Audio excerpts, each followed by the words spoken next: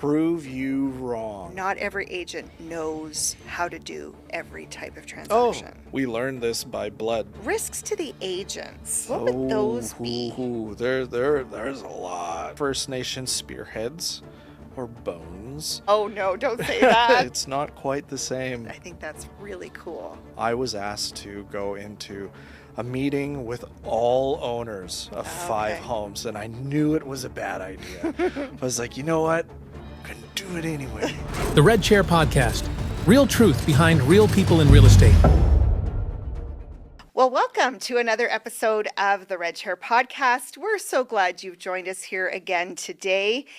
If you are just joining us for the first time, welcome. If you have joined us for previous episodes, thanks for coming back. Obviously, we're doing something right if you're back here again, or maybe you're just morbidly curious. But this is a great podcast for the consumer and for the agent, just to chat with us about everything real estate. We get to sort of let the consumer come behind the curtain and see how it all comes together. And if you're an agent and you're struggling, or you just want some more insight on how to build your business in a better way, this is a podcast for you as well. Be sure to click on that bell and subscribe to our channel so that you get future notifications for episodes. We're also on Spotify, so if you're joining us on Spotify today, thank you and welcome from Spotify world as well. Be sure to do the same. Subscribe to our podcast so that you will be notified of upcoming episodes. Thank you again for joining us today. So today we've got a great conversation about understanding the non-residential market. What does that mean? So that's like commercial, it's land assemblies, it's anything that's not like buying a house. And so we've got a bit of a specialist with us today.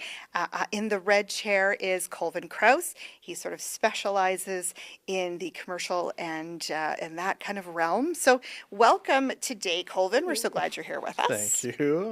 Tell me a bit about yourself. How long have you been in real estate? What? I've been in real estate 8 years now. Okay. But my mother, as you know, has been a realtor since roughly dinosaurs roamed the earth. Oh no, don't say that.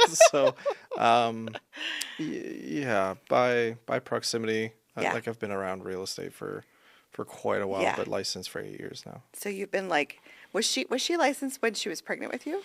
No. Okay. Okay, maybe not quite that long ago. Okay.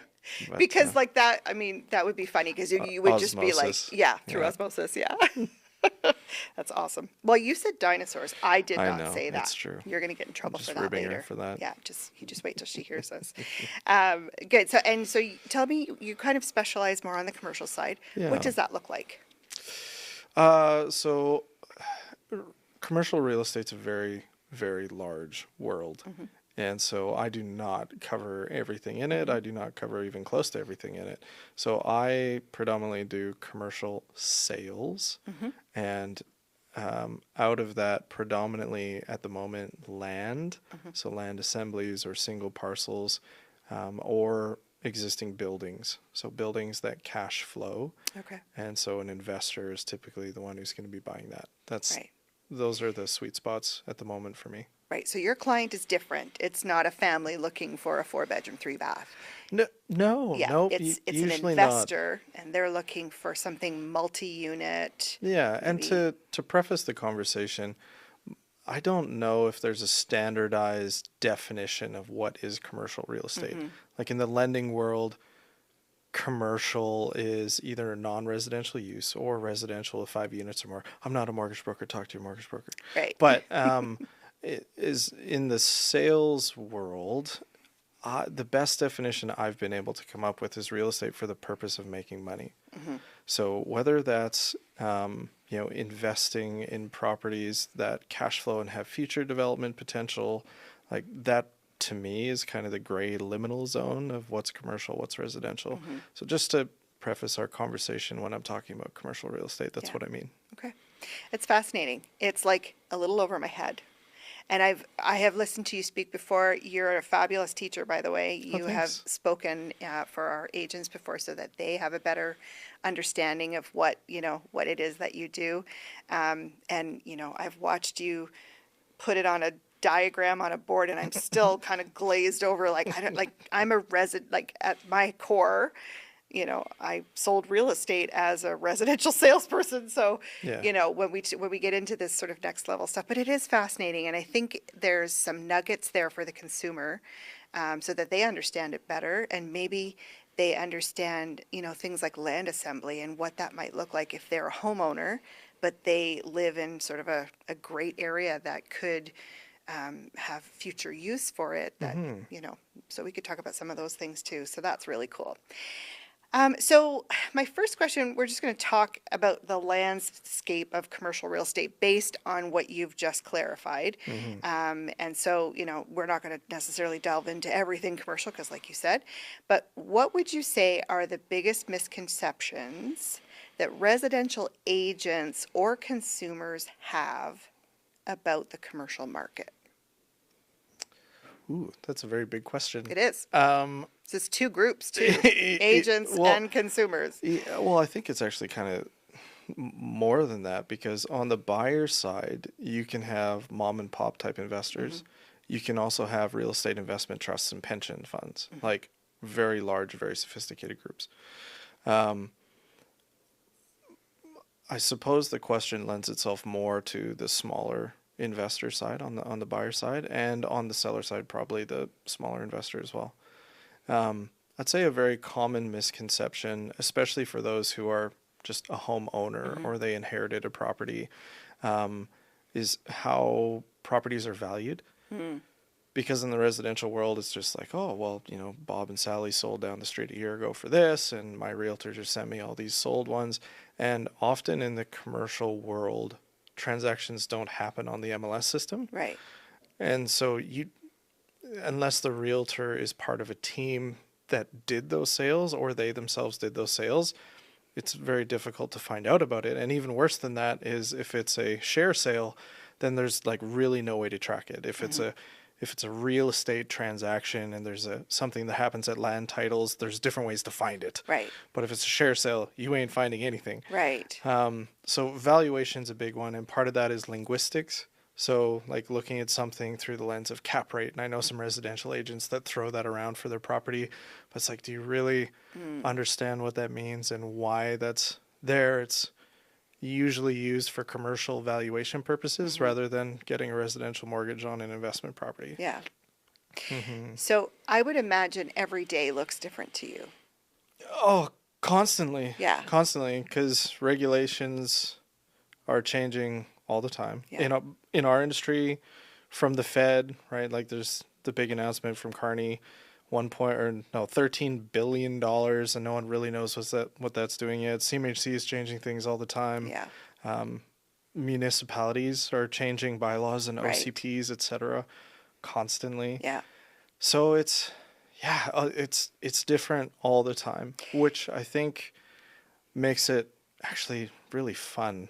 I would say so. Like you're Yeah. probably always learning and things are changing, which can be scary, I think, to some people too.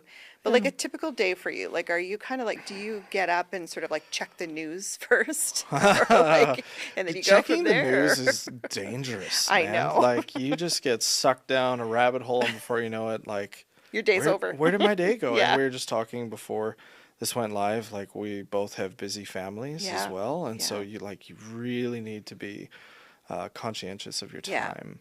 So a typical day, work-wise, it's mostly research. Okay. Mostly research, and then and I think this is one of the biggest differentiators between residential and commercial, and I think more time should be used on it residentially as well, and that is speaking with buyers in the market.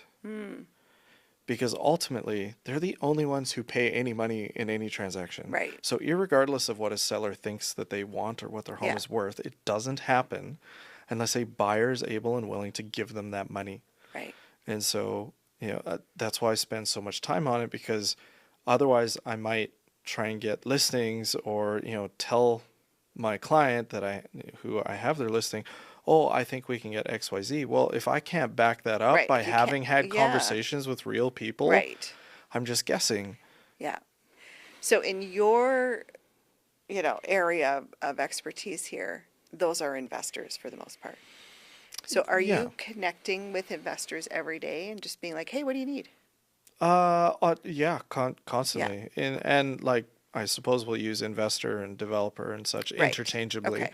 Again, real estate for the purpose of making money. Mm-hmm. So yeah, it's a constant grind to Yeah. stay in touch with people, and often they don't like want to tell you, Right. right? Because they're feeling like you're going to use that information against them, which I guess technically I would, Yeah. right? But I like it, the more that buyer consumers are willing to tell me about what they want, the better I can help them find it. Right. Right. And then that Yeah, it's also kind of gives the reverse, confidence. really, of residential, because you've got that buyer and this is what they want. Well, I guess, It's yeah, not like what a residential appraisals are based off of sales of properties, Yeah. which is just secondhand removed from what do buyers want in the Right. marketplace. right. But that's based a lot on like, oh, well, this is close to such and such school, and the drapes are really nice, Yeah. and I like the suite. Whereas real estate for the purpose of making money, you can use the other language of like how do I make money off of this? Is Yeah. it through cap rate? Is it through redevelopment? Is it show me how this makes me money? Yeah. Are there different designations for, a commercial agent, or can anybody do this that's licensed? Well, so in BC, Mm-hmm. at least at our real estate board, there is no mandatory different designation. Right. I know in Alberta there's Yeah. a separate license for it altogether. I'm on the fence about whether I feel that would be appropriate Yeah. or not here. Yeah, yeah. I asked that question from the consumer lens. Oh. I also know the answers to these questions, Right. but I try to pretend like I don't, so that because it makes for a better conversation. But I asked the question because I think it's important for the consumer to understand Right. that not every agent knows how to do every type of Oh, transaction. gosh, Yeah. totally. Yes, and in in the build up of 2021, 2022, when land assemblies were just, I was doing like one a month, like a Yeah. sale a month of a land Wow. assembly. And then every realtor just decided like, Hey, I can do that. I got this. Yeah. Like your license is the same as mine. And a lot of them found out pretty quick that it's not quite the same. No. Contracts are very, very different. The risks are Yeah. very, very different. And if you don't have someone that you can lean on to learn from their mistakes, Yeah. because really that's what it is. Like the different clauses in my contract, I tell my clients, like, we learned this by blood, Yeah. so to speak. Like, that's why this is here. And I can tell them the story, how this came to be. Mm-hmm. And so for more traditional agent, they won't have that. Yeah. Yeah, and that's a really important thing, I think. It's like, and you're right, I think we did see a bit of a surge of agents that were like, yeah, I can do that too, and this can be fairly lucrative, and it can be lucrative both for the agent and also for the owner. I mean, if you That's can, the whole point. yeah, like if you Yeah. can string 3 or 4 homes together and sell that land, it can be, they can, Yeah. their market value is way different than it is if they were just to sell it alone. Yeah.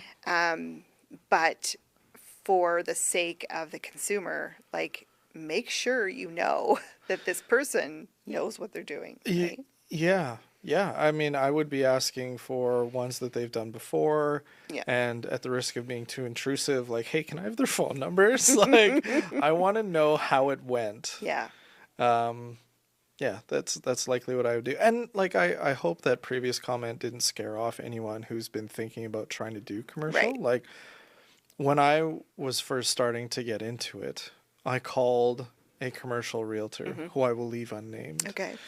And because I was told like, hey, you should give this person a call if you're thinking about it, because they've been doing it for ages. So I did, and I called them with a referral, and I wanted to just ask, hey, like, can I ride shotgun on this deal to learn? And he kind of cut me off, and he's like, actually, just the amount of time you've taken on the phone has wasted all the money, and it's not worth it to me anymore. If you want to do commercial, stop doing everything else and be an assistant for a few years. I was like, you suck.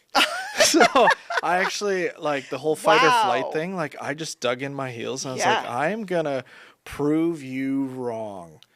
And so it took a couple years to really get some traction, but please, if that's your first call to someone and you want to get into it, like, call some other people. Wow.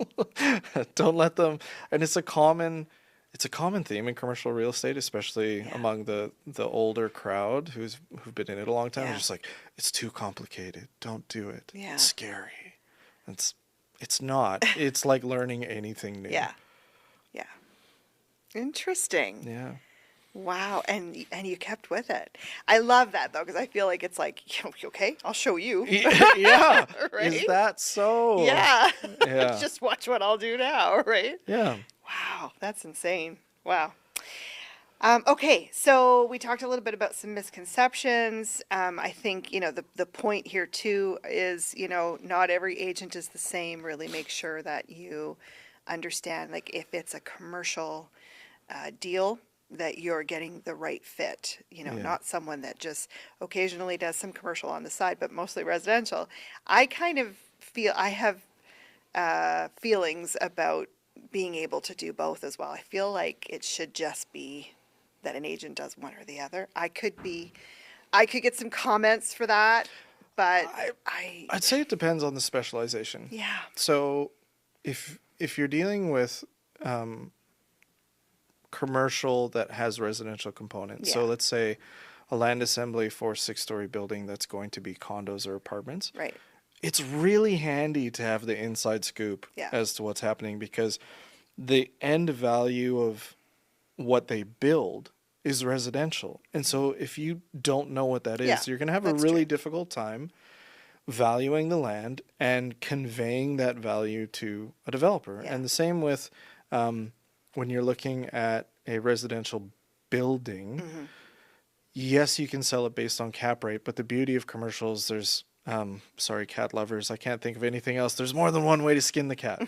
More than one way to peel the apple. There we go. We're gonna get some comments on I this. know. We've said some pretty controversial things. But like, so I think the more that you know and the more tools you have in your tool belt, yeah. the more successful you're liable to be. Yeah.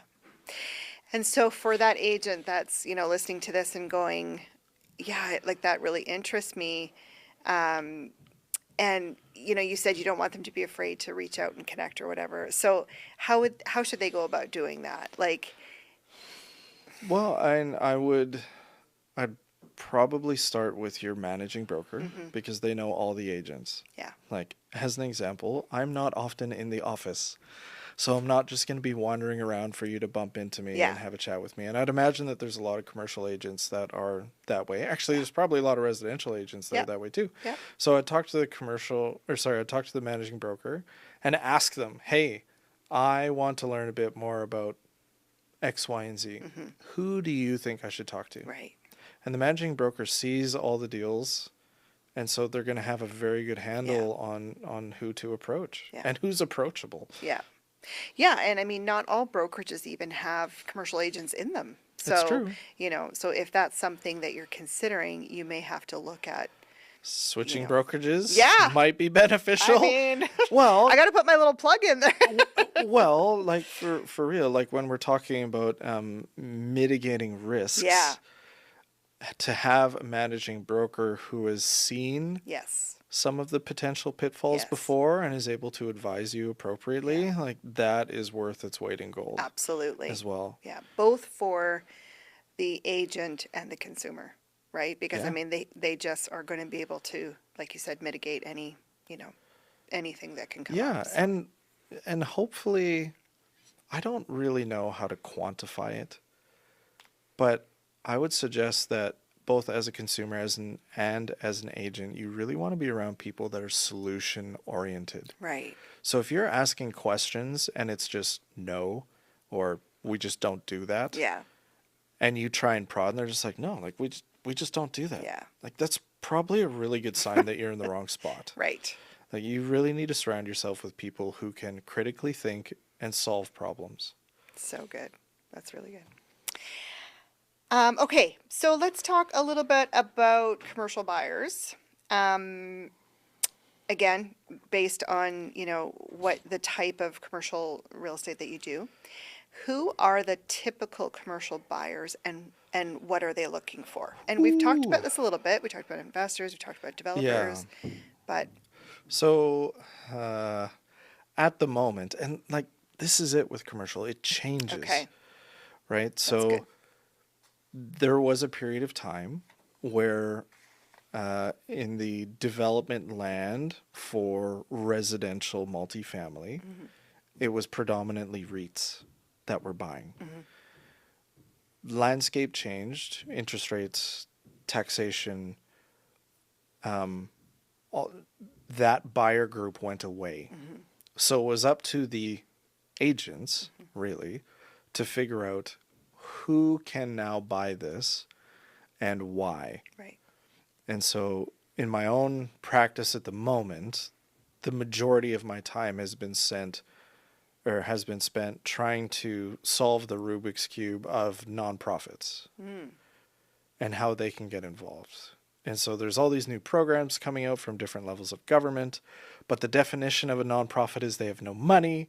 So and they aren't necessarily, most of them, going to be sophisticated developers. So how do we put all these pieces together to now have this new buyer in the market? And back in the 70s, that's when most of the co-ops were built. And so it's been done before, but most of those people aren't practicing real estate anymore. So now you have to create the new buyer pool. Right. So it can change often. On the smaller scale stuff, the easiest is to drive around, and if there's something new being built, who built it, and what did they build? And they are likely, unless it's been a terrible experience, going to do it again, Yeah. right? So someone down the street is building a small townhome development. That's going to be your potential buyer if you have a small townhome development for sale. So sometimes it can be just as Right. simple as that. Do you find yourself taking some of your time just to look through MLS to see, properties that are sort of in disrepair or in good locations, or like, do you kind of keep an eye on those types of things, or? Not No. much, Okay. no. And interestingly enough, I find that a lot of developers don't look at the MLS either. Right. And so I'm in this constant argument with other realtors and even sellers, like, you should put it on the MLS. I'm like, why? For maximum exposure. To who? Like, the builders are busy building. Yeah. They're not scouring the MLS, and most of the write-ups and stuff are written in hieroglyphics, and so they're not going to spend the time to research why this property would make sense Yeah. for them. Often it's the same with multifamily buildings, right? Like if a multifamily building goes on the MLS, there's typically just enough information in there to get a call to the agent, but Right. it's usually after they've exhausted their own sources it really goes to the MLS to die. Yeah. Yeah.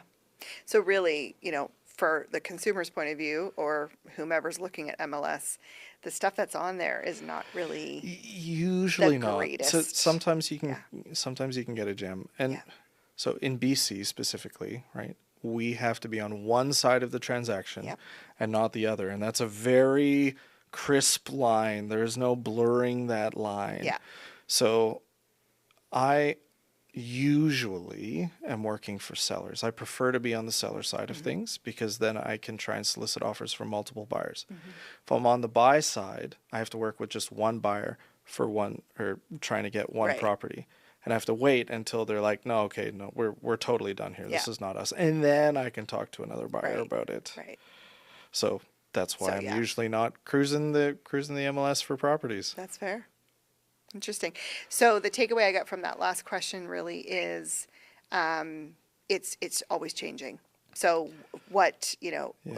like in terms of like maybe it was land assembly at one point, but now it's nonprofit, and if it's not that, it might be something else. So just as a commercial agent, just being aware of the constant Yeah, change of if it. you're not able to pivot, you're gonna have a really rough time. Yeah. And sometimes it's not the asset class. So for example, right now, 6-story development land in the West Shore is dead.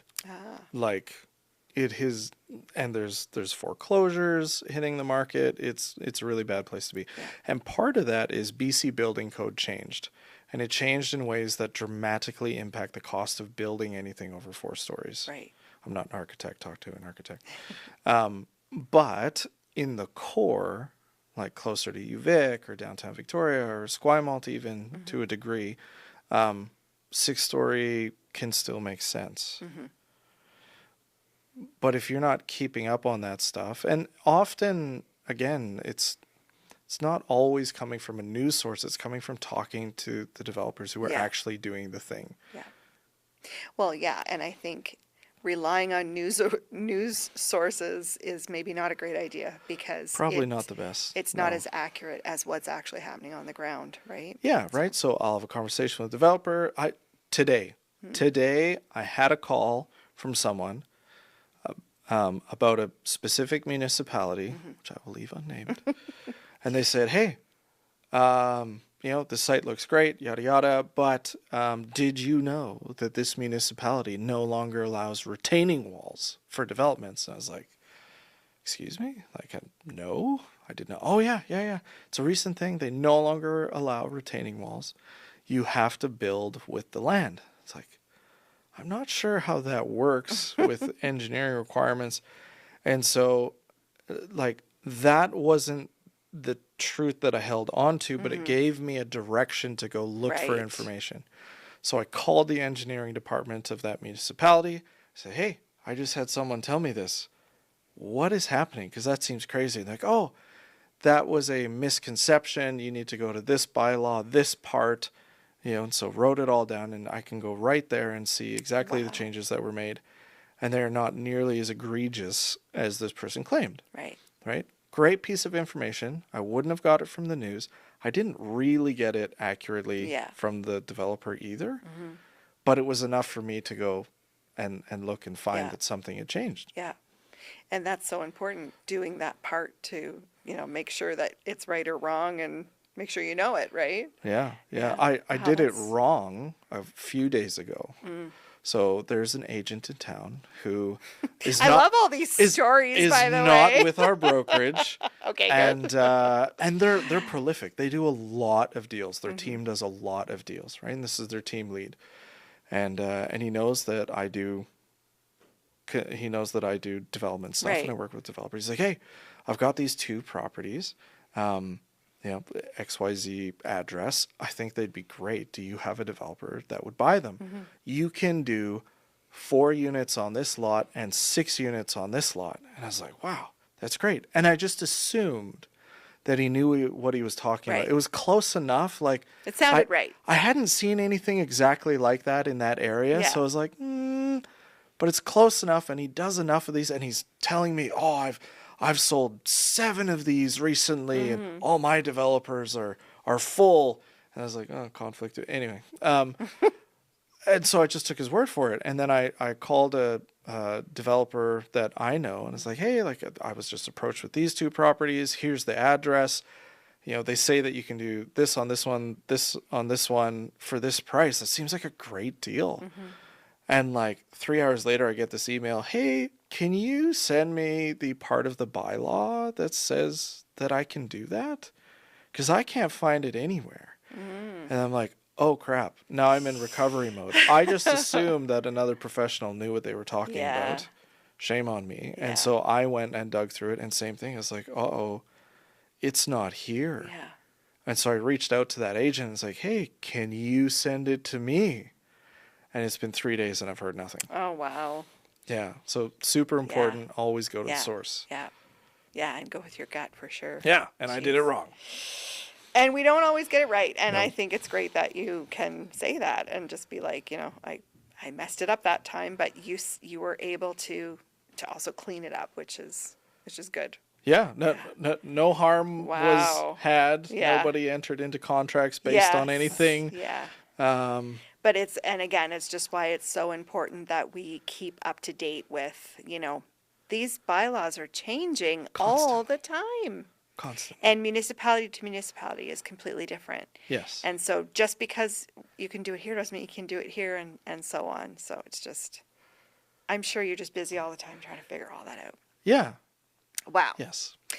Awesome. Okay, well I love this. This is really good. Okay, so we're going to talk about financing. We're going to talk about some risk factors. Okay. So particularly around with the buyers, what risks should buyers or agents understand before diving into commercial real estate? Ooh. It's a big one. Oh, there are so many. And it depends on what their goal is, what they're wanting to do. Yeah. Right. So again, if you're wanting to buy land for redevelopment, and is that a single parcel, or is that a land assembly, or is that a strata windup? Or are you looking at buying an older building or a forward sale building? So it's like So many things. huge world. Yeah.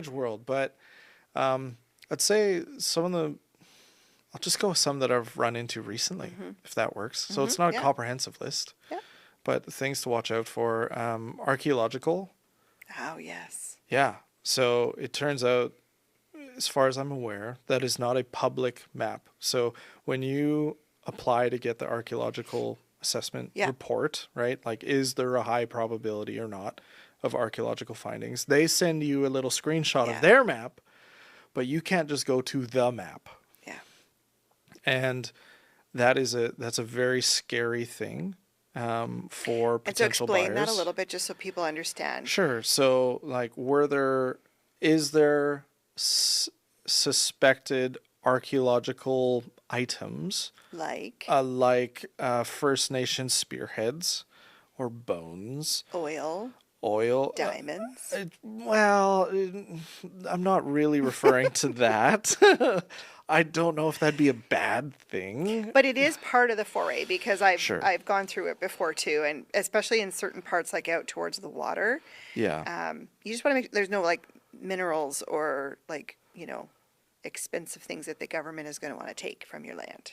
Yeah. Yep. True. And that is the implication, right? Like you want to check Yes. so And that yeah, as best you can, that what you just want to be fully informed. Yeah. Look, like, if you're willing to take the risk, go for it. So most recently, I was dealing with a property. It's surrounded by new development, and so on the map it has that like purple area, but all through the new development stuff too, right? So odds were, if those were able to go ahead without significant consequences, then it stands to reason that this one should too. Right. But there's a risk. Maybe Yeah. the campsite just happened to be right here. right.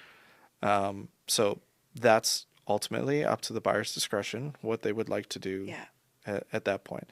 So that's definitely a huge risk. Another one is financing. Obviously, financing is changing constantly. So definitely want to mitigate that. GST? Yeah, again, Yeah. depending on the sale of the property, though now most standard form contracts pin the GST on the seller. Right. But you definitely want to be aware of that. That can be a very big one. Yeah. PTT, property transfer tax, right? Some people will buy the shares of a corporation that own land instead to try and avoid the property transfer tax. So commercial property is subject to property transfer tax? I'm not an accountant, but in most cases, if It it is a revenue generating property, yes. Yeah. Okay. Yes. Yeah, geez, what are some other things that from a buyer's side that they really ought to be aware of? I think for land assembly, on the buy side, you really want to make sure that all the properties are tied together in such a way that you cannot be accidentally left with some and not others. Right. And now you don't have a cohesive assembly anymore. So let's talk about land assembly for a quick second, because I'm so fascinated by it. And I think a lot of people, I'm thinking about a specific spot kind of like towards View Royal, where there was a land assembly of, I think, 4 or 5. And in a very prominent, you drive by it, you see it all the time. And as a consumer, I think I would be driving by going, I wonder what that means. And, I think for the most part, people don't really understand what land assembly means. Just to unpack it a little bit, because I feel like it is something that happens fairly frequently and maybe something that a seller could be considering to capitalize on their property. Yeah. It's going to be, 2 or more that are right beside each other with the idea of selling them all to an investor or a developer that would create something new. The question I always ask is, are they all priced the same? Do they, like, is everybody like, and it's interesting because, I mean, answer it. There is no firm answer on that. Okay. And I would also like to suggest that an assembly is not only comprised of single-family homes or even duplexes. If you had this building that we're in is a retail strata to the best of my understanding. I believe so, yeah. And so if all of them got together 100% and they all said, we would like to sell together because we think that the redevelopment potential is worth more than the existing building, that is also an assembly. It's a strata wind-up if it's only a certain percentage, not 100% of them. So it could be other things as well. So for the sake of, like, keeping it simple, Single-family homes! let's just do single-family homes. Okay. So we've got a few. Yeah. There's things about that, like, because I think the consumer might be watching this going, well, maybe this is something I want to entertain. Sure. So, like, are you talking to these neighbors as a group, or Right. are you meeting them individually in their homes? Or So I can only speak to what I Yeah. do and my experiences. And so, yeah, this is getting back to the valuation of the Yeah. property. I had a conversation recently. There was an agent in our office who called me 2 days ago, said, hey, I have a client in this area. They have some questions about potential development to the property. Can they give you a call? Yeah, absolutely. No problem. So they called me and they were thinking, hey, at some point in the future, this municipality right now is going through an OCP remodel, redesign. official community plan. Yes, official community plan, right? So they're going through the process of updating that, which for those who don't know is the best way I can describe it is if the municipality could wave a magic wand and certain things were built in certain places, that's the map, right? And it shows you, we want this here, this here, this here, and then the developer, and so it doesn't automatically rezone your property, Right. but it tells the developer, we in general will be receptive to a rezoning of this kind in this location. Okay. So super important. So anyway, they noticed that their property was getting an increased official community plan designation, increased density. So they called me on it and they had a similar question. Hey, like, well, theirs was arguably a little more crystal ball. They're like, hey, what do you think this will be worth in 3 years? Oh, wow. I don't even know what the market will be like. A week from now, I'm not really sure. But it brought up a lot of the questions that you're asking me. Right. So from the seller's perspective, I personally prefer to meet with people one-on-one because your situation is different than your neighbor's situation, is different than their neighbor's situation. Right. The best example I can give, and I'm a Christian, so I feel like I can make fun of my own kind. So if there was a very traditional, like, Catholic family in one home, and they had 11 children and a 13-bedroom home, Right. in order for them to sell and buy something of that size, they're going to need more money than the neighbor that's, an older retired couple that's looking to downsize to a condo. Right. Right. So the notion of fair, in my experience, has to go out the window. Yeah. Because if everyone floats to the top, it's like guaranteed to be overpriced. Nobody sells, nobody wins. Right. And there was a great story about this. I was asked to go into a meeting with all owners of 5 homes, and I knew it was a bad idea. I was like, you know what? I'm going to do it anyway. And so I get there. You only live once. Yeah, like, how bad can it be? And so I go in there, and the gentleman whose home it was sitting in a high back chair, and I swear the picture in my head of this guy is Red from that 70s show. Like, it was him. He was there. And everyone else is there. And it's predominantly older folks. Right. Like, I think the The youngest of the older folks, so 4 out of the 5 properties was, 70? Like very, very much an older Yeah. demographic. And then one young couple who had just had a kid. Okay. And so I'm explaining this to them. Like, look, I would really prefer that we have the discussion around valuation privately. And the example I give is like, would you want to go to a group doctor's appointment? Most people say no. I had one person say, yeah, absolutely. It's like, ooh. And so most people kind of get that, but Red was very staunch on this. Like, no, absolutely not. We're all neighbors, all cards on the table. This is how we're going to run it. You as the realtor are bad. You are trying to divide us. Right. Like, okay, here we go. So Red says a number. I'm just going to pick a fictitious number for the sake of the story. We want $1.3 million for our home. Like, okay, go to the next. 1.3, 1.3, 1.3. And then we come to the young family, and they're like, well, like, we just bought this place like 2 years ago. So unlike them who have no mortgages anymore, like, it's going to be really hard for us to move. Yeah. And we just had our first kid, and we want to have more. So if we're going to move, we need to get a better and bigger house. Otherwise, why would we do Yeah. it?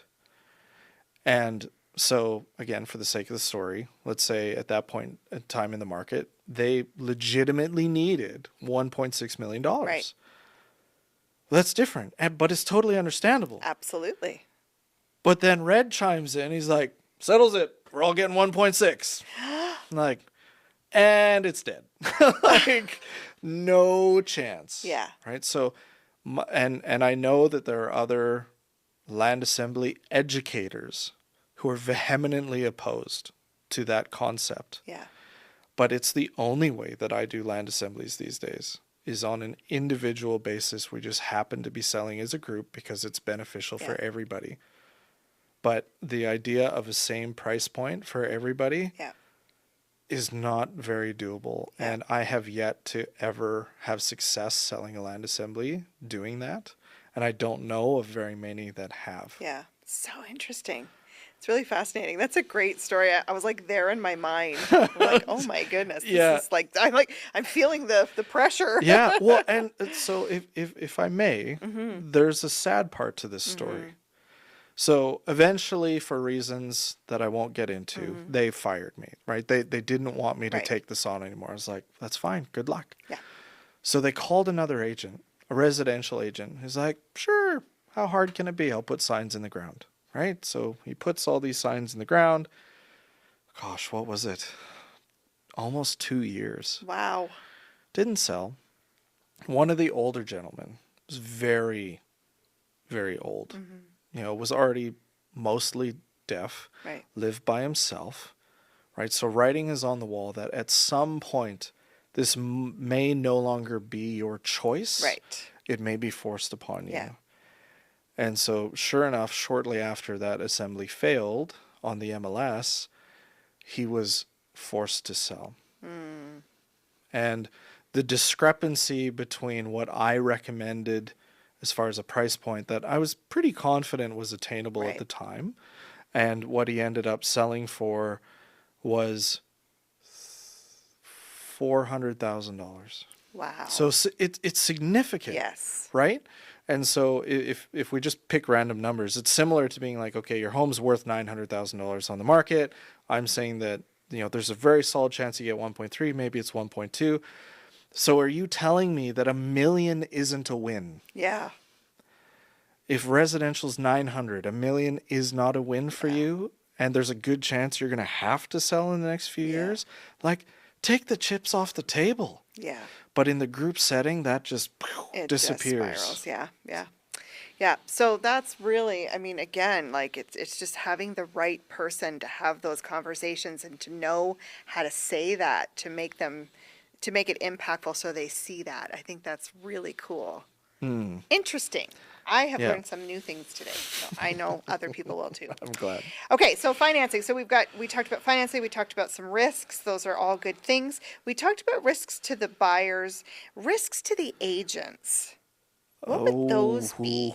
There's a lot. Okay. There's a lot.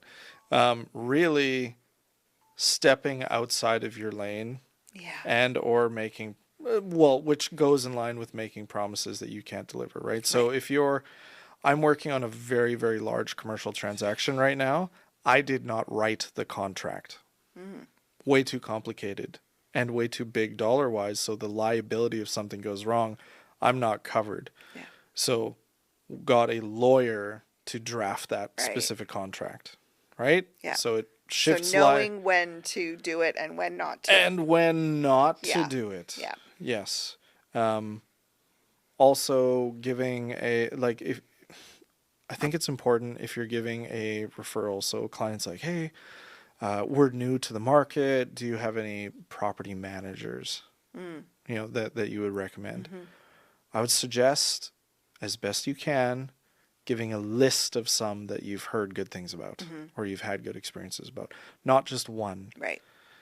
I remember early in my career, someone asked me for a contractor, right? They wanted to do a substantial renovation on a property. And so I gave them one. And this person had done great work for my family and several of my clients. So I had no reason to believe otherwise. Yeah. But I only gave one recommendation. Turns out some things rather untoward happened, and it ended up costing my client a lot of money. I didn't do it, but by giving that recommendation, I would think that there's a potential a brokerage would say, hey, there's now the risk of liability in that. Right. So I think you really need to think about the potential risk to you and to your brokerage, and you need to be talking with your managing broker through those things. Yeah. And I just went through 2.5 months of talking with our management team through a deal that went sideways. Yeah. And, fortunately, everything has gone smoothly. We put in a lot of work to mitigate that, but super important. And that, so whether it's deposit structures, who's holding the deposit, when can it be released? Right. Is there, what's the word I'm looking for? Irrevocable authorizations. Again, I'm going to go back to, I think the best thing you can do, especially if you're starting out, is to connect with someone who's done the thing. Yeah. They're going to have those battle scars already. Yes. You don't need to take the same arrow. Yeah. Yeah, exactly. Work smarter, not harder, right? Go talk to somebody, get the help you need. Yeah. No, that's good. That's really good. I think too, one quick thing, and we'll move on in terms of the risks to the agents, is if you're doing it sort of on this one-off kind of basis, or I'll give it a try or whatever, not understanding the OCP, the bylaws, those little things that you talked about, where it was you can misrepresent a property. Absolutely, it's all that's what I'm getting at. Is the misrepresenting of the telling this, oh yeah, I think this is going to be great for your bakery or whatever, and whoops. Oops, it's actually not. It's not zoned for that. Yeah. In fact, you can't even rezone it for that. Or it maybe, it could be many different things. Yeah. And then on the developer side of it, oh yeah, you can totally do that here. You can totally put that retaining wall up there. And then, oops, no, actually you can't. Or whatever. And it can have significant consequences. Yeah. And I have lots and lots of stories I'm sure about where that's gone we should just do a stories horribly episode wrong one time. Right? I know someone who went into a joint venture, and so they bought one property, the other person bought the other one, and they knew me, but they didn't call me about this. And they're like, oh, we can redevelop this into a 6-story apartment building in 5 years from now, and this is going to be awesome. And as soon as I found out that they bought these unconditionally, I looked it up and I was like, oh my God, you can't do that. No. At best, you're going to get townhomes. No. It's a significant valuation difference. And the lesson there is call your realtor. Don't do it on your own. Well, not just call your realtor. I guess it's so if you're a consumer and this is not your native language, and you don't know if it's your realtor's native language either, it's you need to be able to pause and ask a really good question. Hey, how would I know if I could do this on this property? And your realtor will be forced to either tell the truth and they actually know, lie, or point you in the right direction. Right. And hopefully it's not lie. Hopefully they know what they're talking about, or they point you in the right direction. Right. But I think asking those very good questions. Don't be like me, who assumed this other agent was like, yeah, you can build 6 units on here, and then I look like a schmuck. Like, no, go and find it. Fortunately, I knew where to go find it. Yeah. So good. Okay, so we're going to do some of these quick fire questions. All right. I'm going to ask you a question. You kind of give me the first thing that comes to your mind, okay? Okay. So what's one myth about commercial real estate you'd love to bust? That it's too complicated. I like that. Again, that agent who effectively tried to scare me off of it early in my career is like, oh, you're too stupid. Like, you'd have to commit 5 years of being my peasant to do this. I really don't think it is. It's a different dialect of the same language. Yes. We're all talking real estate, but we may use some different words, and there may be some new words to learn. But it's all learnable. Yeah. And what I think the beauty, like really the beautiful part is of commercial real estate, is it's quite easy to find the answer to things. Mm-hmm. But you have to know those things exist first. Yeah. Don't be scared. Ask the tough questions. If you're a go-getter and you can self-learn and you can look things up, like, you're going to do great. Yeah, you're you'll be already fine. so far ahead of Yeah. most people. Yeah. I know that sounds pathetic, like No, it's a low bar, but no, like, I think that really simplifies it though, which is good. Like, I mean, it can sound scary, and some of the things we've talked about today, it just sounds terrifying. But at the heart of it, if you're able to research and learn, and it doesn't have to be hard, right? No. I think the scary thing that most people have in their heads, that's the same when you're learning to do anything. Yeah, absolutely. Right? Yeah. Like, I've thought about wanting to learn how to surf when I was in Hawaii, and then I thought, it's too hard. I'm going to hurt myself. I'm going to look like an idiot, and I'm going to get eaten by a shark. Well, that's my thing, the sharks. That's, Right? I'd stop right there. But, like, people learn how to surf all the time. Yep. It's not insurmountable. So next time Yeah. I have to take my kids and we're going to go surfing. Good for you. Thank you. I will watch from the shore. Yeah, I can't control the sharks, but I can control the rest. Yeah. I'll say too, one of the myths that I think about with commercial too is I think people think, well, it's similar to residential and there's more money to be made. Well, that's the other end of the spectrum, right? Like, it's too complicated, or like, it's the same thing. Yeah. Like, It's the same thing, the but naivety. for more money. I think because, they're bigger ticket items usually. The commissions can be higher. Yeah. But they could, those Can also commissions take 2 years. could take 2 or more years. Yeah. And so they think, oh, I'll just do this. I'm going to get more commission. I'll get it faster. And if you stuff up the contract, you might not get anything. You might not get it at all, right? So I think that's a big one too. This unrealistic picture of like, I can do it, and which and I would gonna like to encourage the people who say that. Like, yes, you can. Yeah. But don't do it naively. Right. Or Like, don't make that decision based on that.